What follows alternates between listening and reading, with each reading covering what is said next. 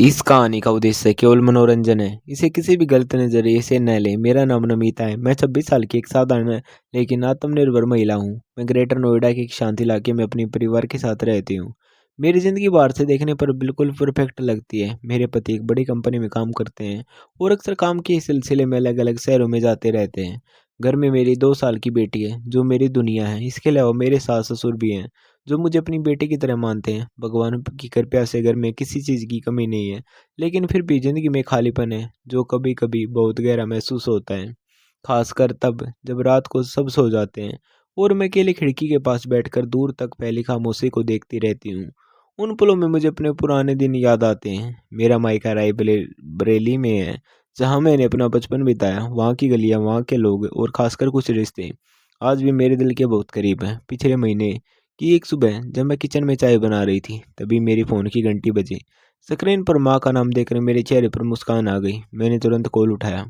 माँ ने हालचाल पूछने के बाद कहा कि आर्यन का एग्ज़ाम गाज़ियाबाद में है और अगर मुझे कोई दिक्कत न हो तो वह कुछ दिन मेरे पास रुक सकता है। ये सुनते ही मेरे मन में एक अलग ही खुशी जाग गई, क्योंकि इतने दिनों बाद मायके से कोई अपने जैसा मिलने आने वाला था। मैंने बिना सोचे हाँ कर दी। आर्यन मेरे बचपन का दोस्त रहा है।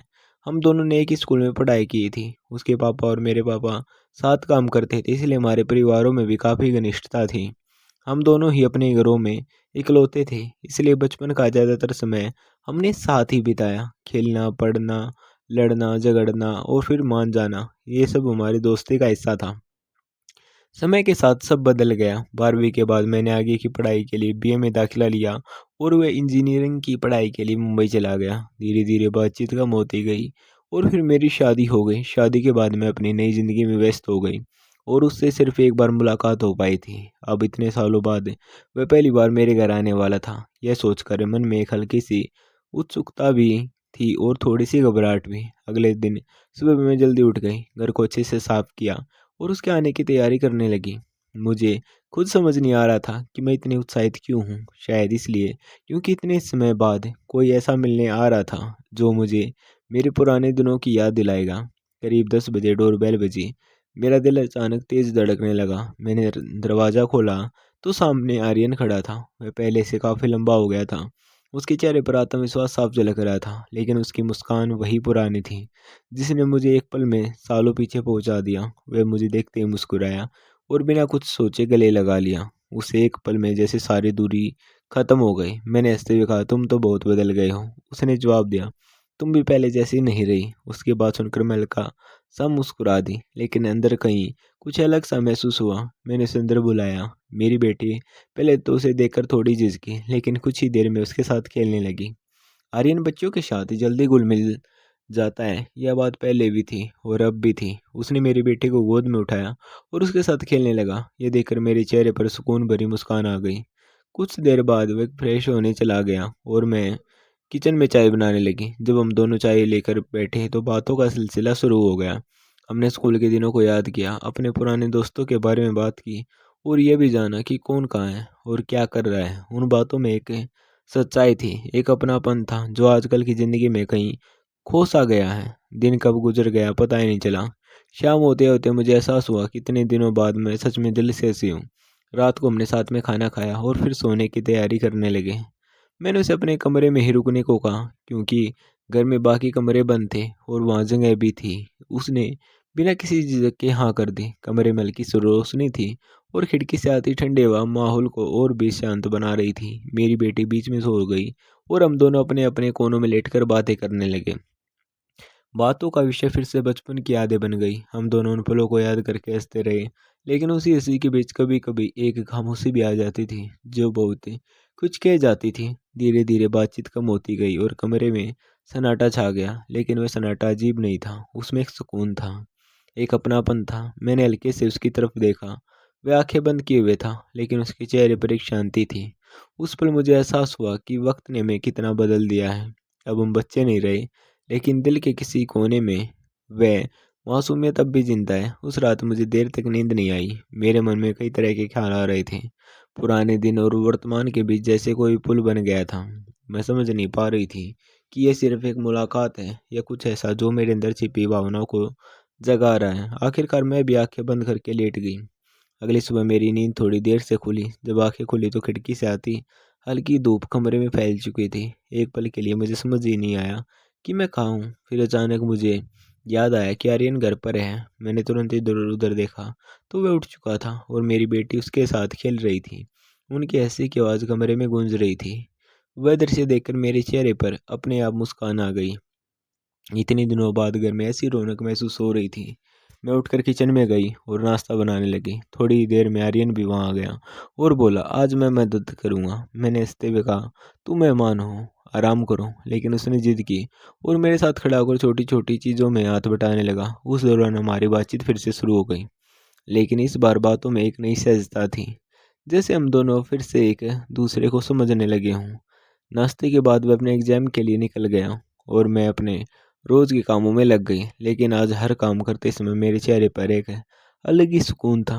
शाम को जब वह वापस आया तो उसके चेहरे पर थकान थी, लेकिन साथ ही एक संतोष भी था। मैंने उसे पानी दिया और पूछा, पेपर कैसा हुआ?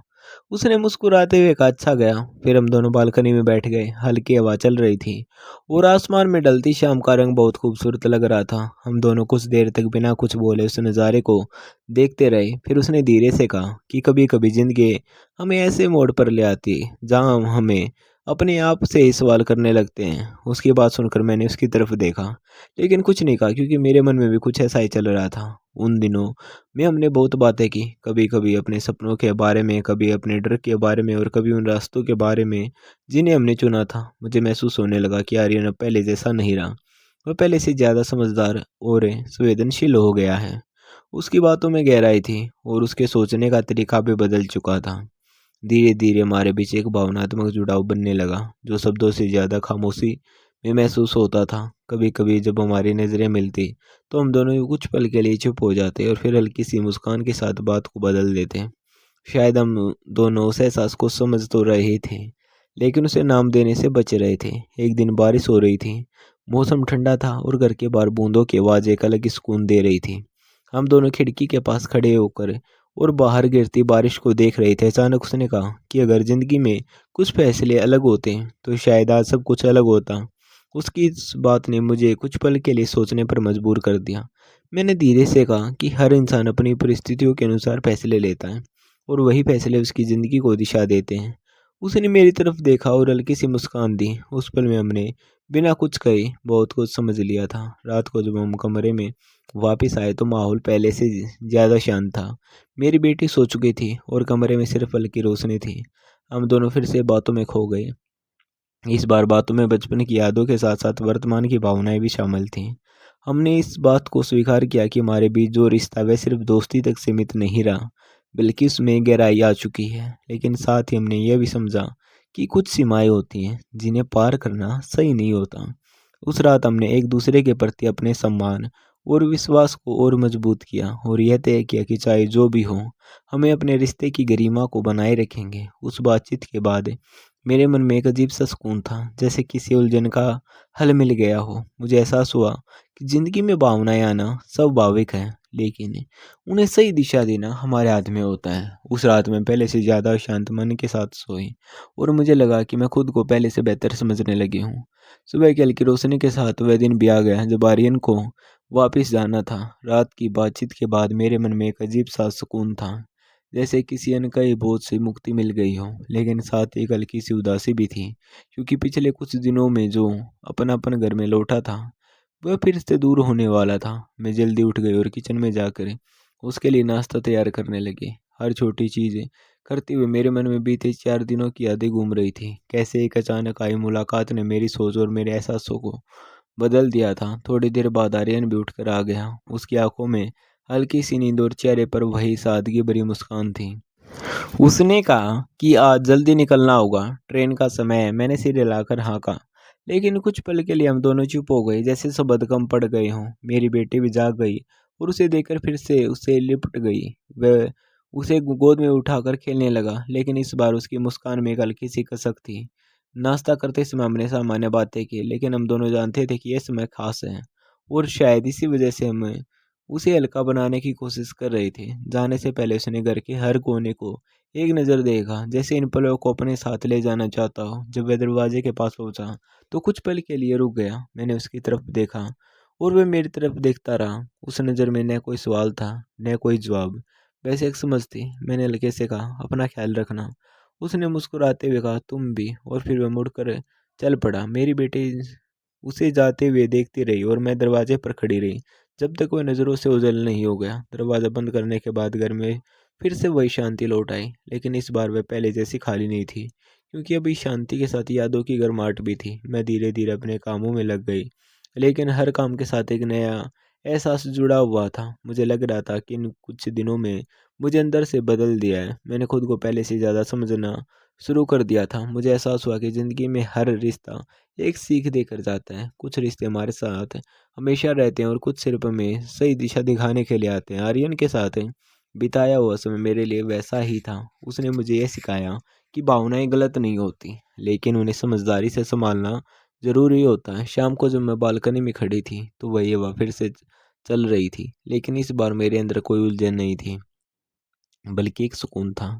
मैंने आसमान की तरफ देखा और हल्की सी मुस्कान के साथ सोचा कि ज़िंदगी सच में बहुत खूबसूरत है, बस हमें उसे सही नज़र से देखने की ज़रूरत होती है।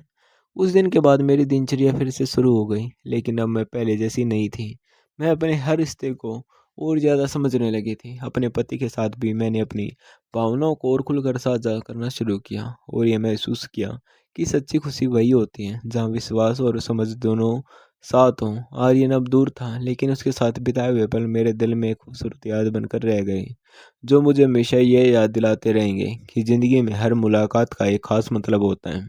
और कभी-कभी कुछ लोग हमारी ज़िंदगी में सिर्फ हमें खुद से मिलाने के लिए आते हैं। दोस्तों, ये कहानी आपको कैसी लगी?